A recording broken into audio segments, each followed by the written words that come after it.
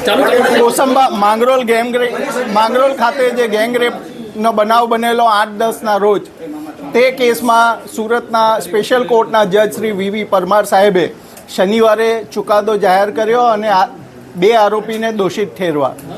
સજા બાબતનો ચુકાદો પેન્ડિંગ રાખવામાં આવેલો હતો. બંને પક્ષની દલીલો પૂર્ણ થયા બાદ આજે નામદાર કોર્ટના ન્યાયાધીશ શ્રી પરમાર સાહેબે ચુકાદો જાહેર કર્યો છે. તે પ્રમાણે BNSની કલમ 72 એટલે ગેંગરેપના ગુનામાં બંને આરોપીને આજીવન કેદની સજા ફટકારી છે તથા 5,000નો દંડ કર્યો છે.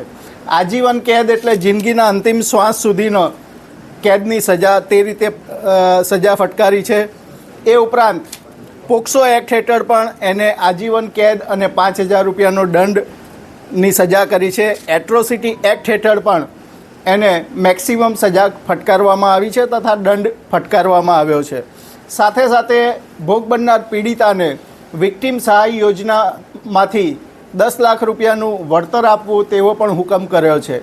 નામદાર કોર્ટે પોતાના ચુકાદામાં નોંધ્યું છે કે આરોપીનો ગુનાહિત ઇતિહાસ જોતા અને જે રીતે મોબાઈલમાં ક્લિપો જોઈ અને માનસિક વિકૃતિ જોતા, એ ઉપરાંત ભોગ બનનારના પરિવારને જે આઘાત લાગ્યો છે એ બધું જોતા આ આરોપીને ઓછી સજા કરવી એ યોગ્ય દેખાશે નહીં.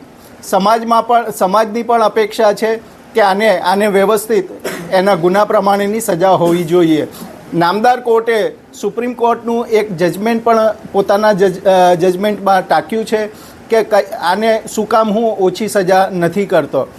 એ કેસમાં નીચલી કોર્ટે ઓછી સજા કરેલી, પણ નામદાર કોર્ટે કહ્યું કે ભાઈ આ બળાત્કારના કેસમાં આ રીતની ઓછી સજા કરવી પણ એ યોગ્ય નહીં ગણાશે.